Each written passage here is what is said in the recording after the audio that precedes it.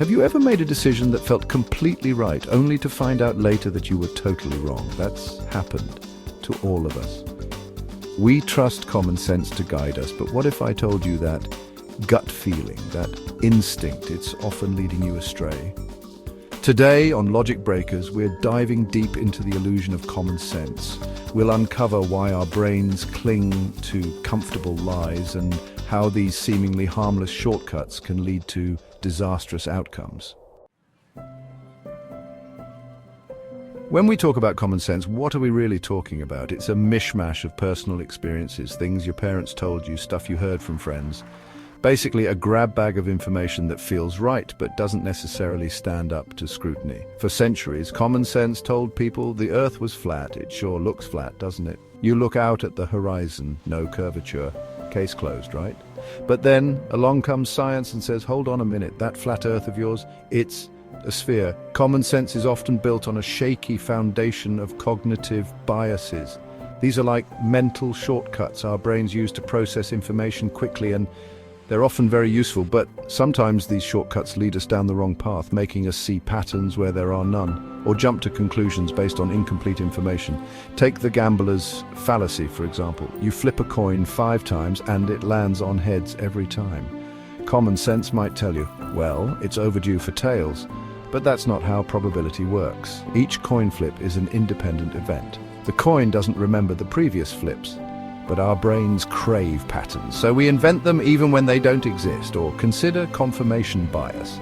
We tend to seek out information that confirms what we already believe, while ignoring evidence that contradicts our views. This is why it's so hard to have a rational conversation about certain topics. Everyone's stuck in their own echo chamber, reinforcing their existing biases. The problem is common sense often works. It's a quick and dirty way of navigating the world, and most of the time it gets us where we need to go. But the more complex the situation, the more likely common sense is to fail us. Relying on gut feelings and assumptions might work when you're deciding what to have for breakfast, but it's a recipe for disaster when you're making major life decisions, solving complex problems, or trying to understand the universe around us.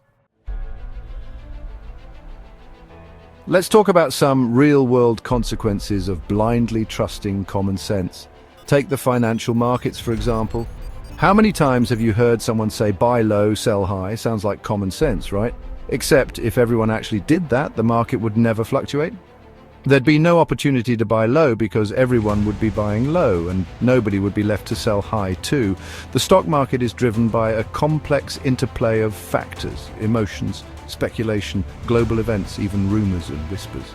Trying to navigate this labyrinth with nothing but common sense is like trying to perform brain surgery with a butter knife. You might get lucky, but the odds are stacked against you.